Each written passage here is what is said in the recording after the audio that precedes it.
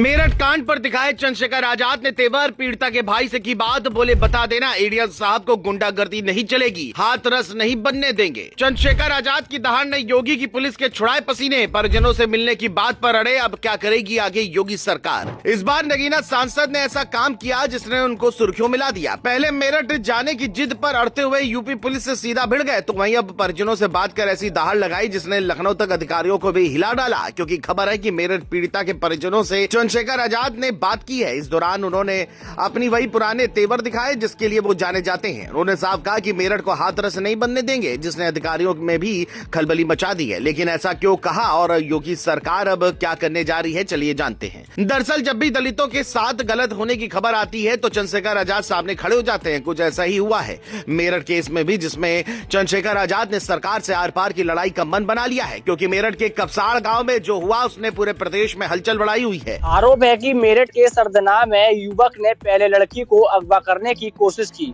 मां ने जैसे ही आवाज सुनी तो बेटी की ढाल बनते बनते अपनी जान गंवा बैठी। बेटी को आरोपी उठा ले जाता है और गांव में सन्नाटा पसर जाता है। इस घटना ने सबको हिलाकर रख दिया है। हालांकि पुलिस ने केस दर्ज कर लिया है। इस मामले में एसएसपी डॉक्टर विपिन ताड़ा ने बताया कि 10 टीमें लगाई गई हैं। कई जिलों में सर्च ऑपरेशन चला और आखिरकार लड़की को सहारनपुर से सुरक्षित बरामद कर लिया गया। मुख्य आरोपी को गिरफ्तार कर लिया गया। पोस्टमार्टम वीडियोग्राफी से हुआ, शव परिवार को सौंपा गया, लेकिन सवाल यही खत्म नहीं हुए।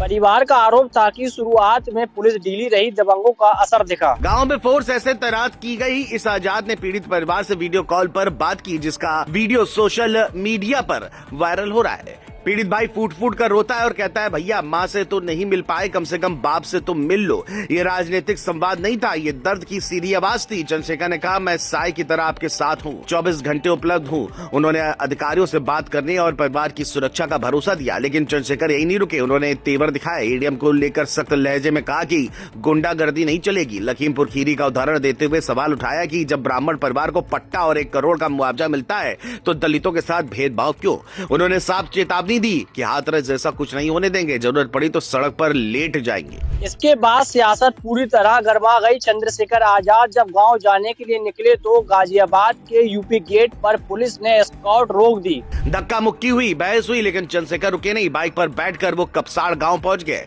गांव पहले से छावनी बना हुआ था। आरएएफ पुलिस हर तरफ सुरक्षा की। समाजवादी पार्टी की महिला कार्यकर्ता भी पहुंची। सपा विधायक अतुल प्रधान को रोका गया। माहौल साफ बता रहा था कि मामला अब सिर्फ कानून का नहीं, राजनीति का भी बन चुका है। योगी सरकार पर दबाव बढ़ चुका है। विपक्ष सवाल उठा रहा है। चंद्रशेखर लगातार चेतावनी दे रहे हैं और परिवार इंसाफ की उम्मीद लगाए बैठा है। सरकार कह रही है कार्रवाई हो गई, आरोपी पकड़ा गया, लड़की सुरक्षित है। लेकिन सवाल वही है, क्या इंसाफ सिर्फ गिरफ्तारी से पूरा हो जाता है? मां की मौत, परिवार का डर, गांव का सन्नाटा, क्या इनका जवाब सिस्टम के पास है? ये कहानी एक गांव की नहीं है, ये उस संघर्ष की कहानी है जहां चंद्रशेखर आजाद जैसे नेता दलितों की आवाज बनकर सिस्टम से टकराते हैं। अब निगाहें टिकी है योगी सरकार अगला कदम क्या उठाती है, और क्या ये मामला भी समय के साथ ठंडा पड़ जाएगा, या चंद्रशेखर आजाद की ये धाड़ सच में बदलाव की आवाज बनेगी।